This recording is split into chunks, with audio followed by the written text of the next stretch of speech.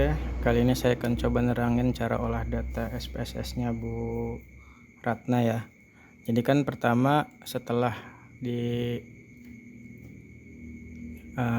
direkap data dari kuesioner itu, ini kan direkap datanya seluruh jawaban-jawaban kuesioner ada di sini di tabulasi data ini di lembar observasi. Ini masukin semua jawabannya, kemudian hitung angka-angkanya. Ini di tabulasi data, ini sebelahnya itu tabulasi data dari jawaban-jawaban kuesioner tadi. 1 itu untuk jawab ya, kalau untuk pertanyaan sumber informasi ya. Kalau 0 itu untuk jawaban tidak, itu kan angkanya gitu. Begitupun seterusnya untuk kalau untuk kecemasan itu kan karena dia pakai skala Likert, maka dia ada 3 jawabannya mulai dari 0 sampai dengan 4 ya, sesuai dengan di lembar di daftar lembar definisi operasional di bab 4 itu kan ada tuh definisi operasional itu kan ada angka 0 sampai 4-nya itu sesuai dengan kuesioner juga. Ini tinggal dimasukin datanya semua. Untuk hasil itu kan tinggal ditotal Bu, dari pertanyaan 1 sampai dengan pertanyaan ke-15. Total berapa yang jawab iya, ini total hasilnya tinggal dimasukin aja seluruhnya. Ini juga sama untuk orang pertama berapa kayak gitu. Yang lainnya juga sama untuk variabel-variabel lainnya. Setelah ditabulasi data, dimasukin datanya semua, baru kita olah ke SPSS-nya Bu. Tinggal masukin datanya, ini kan SPSS nih. Tuh, kita tab variable view dulu di sini. Itu kita masukkan yang atasnya judul-judulnya. Nah, nomor, nama, keikutsertaan dan seterusnya sampai pertanyaan-pertanyaan dan jumlahnya kayak gitu. Untuk semua variabel sampai variabel kecemasan gitu kan dimasukin ke sini, ke data ini. Ini untuk judulnya. Nah, untuk isinya itu ada di tab data view. Di data view ini nih masukkan data-data yang tadi ini, yang hasil jawabannya ini yang ada di lembar observasi, tinggal dimasukin seluruhnya mulai dari yang pertama sampai ke 36 responden, dimasukin semua tuh ke sini, ke seluruhnya. Kalau udah masuk semua kan sesuai dengan di bab 5-nya, hasilnya itu kan pertama itu diuji validitas, pengertian uji validitas dan reliabilitas dan lain-lain itu kan udah ada di kisi-kisi, tinggal dibaca aja, tinggal dihafalin pengertian-pengertiannya. Pertama kita coba olah data validitas untuk mengetahui si pertanyaan itu valid atau enggaknya gitu kan. Nah, pertama itu tinggal klik caranya nih, uji validitas untuk variabel pertama Bu ya, variabel sumber informasi. Klik analyze, correlate, kemudian bivariate.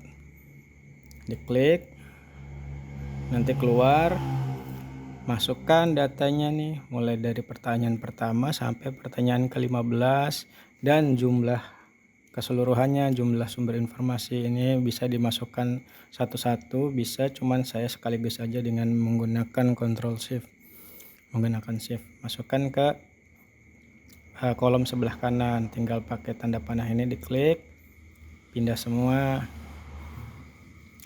kemudian tinggal klik OK aja.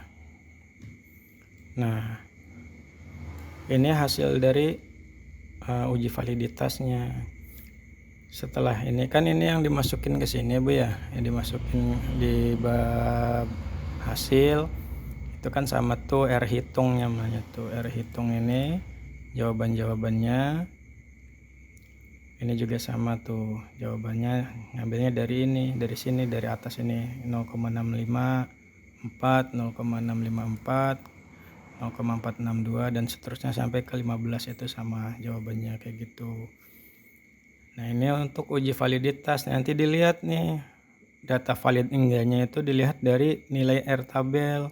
Ini kan hasil dari jawaban, ada hasil dari olah datanya dan dibandingkan dengan R-tabel. Nah, R-tabel itu adalah untuk nilai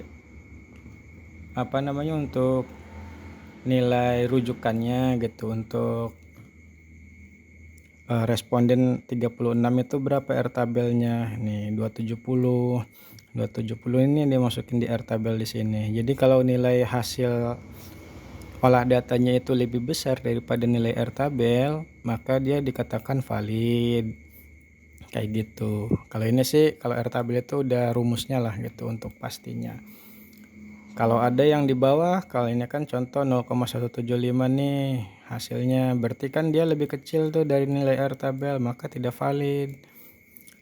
Terus gimana kalau ada yang tidak valid? Nggak apa-apa, nanti tinggal kita keluarin aja yang nggak valid ini, pertanyaan-pertanyaan yang nggak valid ini dikeluarin.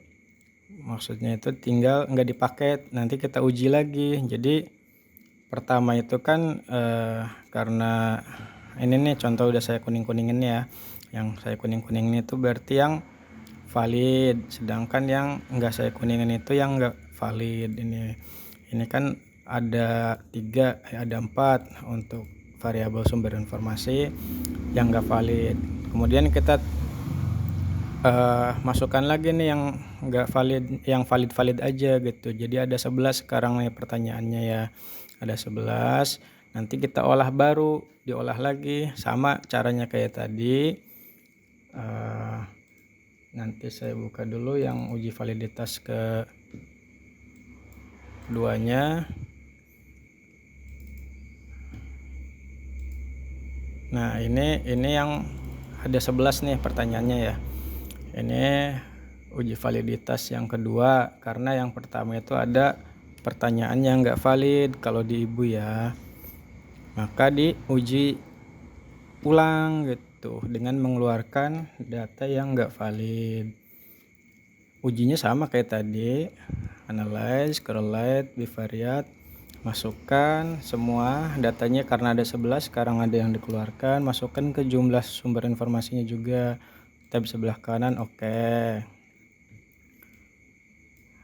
Kemudian dilihat lagi tuh di lembar berikutnya. Nah, ternyata valid semua kan ya angkanya tuh. Jadi lebih besar daripada 270. Ini kan tinggal masukin ulang jadi 0,69, 0,59, 0,59 dan seterusnya itu sama. Ternyata valid semua. Itu untuk satu variabel, dan untuk variabel yang lainnya sama caranya Bu ya. Untuk dukungan suami, kemudian untuk kecemasan gitu, caranya sama kayak tadi cara olah data uji validitasnya. Nanti kita skip aja untuk variabel yang lainnya, intinya sama kecuali kemudian kita uji yang kedua yaitu uji reliabilitas. Kalau untuk uji validitas untuk setiap variabel caranya sama kayak tadi. Kemudian yang kedua adalah uji reliabilitas. Kalau uji reliabilitas itu caranya kayak gini Bu. Pertama itu klik analyze, kemudian scale, reliability analyze. Di sini adanya ya. Ketika udah masuk sama caranya kayak tadi, masukkan juga variabel-variabelnya, pertanyaan-pertanyaannya ke sebelah kanan. Kemudian klik statistik, checklist di item sama scale, dan scale if item delete sama min, terus klik continuous. Setelah itu klik OK. Nah ini nih sebenarnya yang dipakai sih cuma nilai ini, cuman ini untuk mengetahui nilai min dan lain-lain, minimum dan lain-lainnya aja. Cuman yang kita masukin ke lembar skripsi itu yang ini aja, 0, ini yang ini reliability analyze. Ini kan untuk variabel pertama tentang sumber informasi, ini yang dimasukin 0,699, itemnya ini 12 item seperti itu. Kalau nilai ini lebih besar daripada yang atas ini yang lebih besar dari 0,270, maka dikatakan valid kayak gitu Bu. Sama yang lainnya juga, variabel-variabel untuk uji validitas sama. Kemudian yang seterusnya uji univariat Bu ya, analisis univariat. Cara analisis univariat seperti ini, klik analyze, kemudian klik deskriptif statistik, klik frekuensi.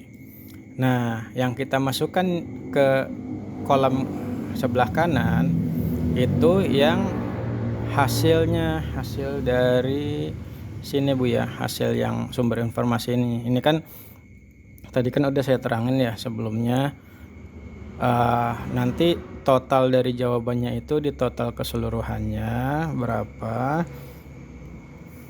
Untuk mencari nilai min itu total jawaban ini dibagi banyaknya respondennya kan 36, jadi 162 dibagi 36, maka nilai min atau nilai rata-ratanya adalah 4,5. Jika jawaban respondennya ini jika jawaban respondennya ini lebih besar daripada nilai min atau nilai rata-rata, maka sumber informasinya itu yang pertama untuk orang pertama itu adalah jawabannya 1. Kalau lebih kecil berarti lebih kecil dari nilai min, maka 0 gitu, sesuai yang ada di bab 4 definisi operasional ada di situ. Oke, kita lanjutkan lagi olah datanya ya. Olah data di SPSS tadi kita masukkan sumber informasi yang tadi itu ya, terus dukungan suami, kecemasan, oke, terus apa yang belum ya, oke, ikut sertaannya ketinggalan. Oke, ikut sertaan harusnya ini keikut sertaan yang pertama Bu ya, yang pertama keikut sertaan, sumber informasi, dukungan suami, dan kecemasan. Anda tinggal klik OK aja. Nanti ini sesuai dengan di jawaban di skripsinya Ibu urutannya. Nah, masukkan univariatnya itu kan pertama keikutsertaan ada 23, 13, ini tinggal dimasukin ke tabel sini. Begitupun untuk selanjutnya, untuk variabel-variabel yang lain mengikuti sama caranya kayak gitu. Kalau ini sih sekaligus tinggal dimasukin aja. Kemudian untuk uji bivariat, yang terakhir adalah uji bivariat. Uji bivariat kan untuk mengetahui ada hubungan atau enggaknya ya setiap variabel itu yang mau kita teliti. Caranya kayak gini, cara uji bivariat. Ini close dulu. Klik analyze, kemudian deskriptif statistik, klik cross tab.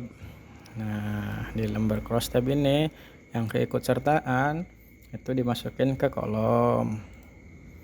Kemudian untuk sumber informasi di row, dukungan suami juga sama, dan kecemasan juga sama. Kemudian setelah masuk ke kolom sebelah kanan semua ini variabel-variabelnya, klik statistik, checklist pada chi-square sama risk. Oke, continuous.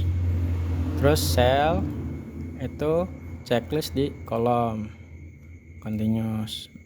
Kemudian klik OK aja, nanti outputnya keluar. Nah, output ini yang dimasukin ke analisa bivariat. Contoh pertama itu kan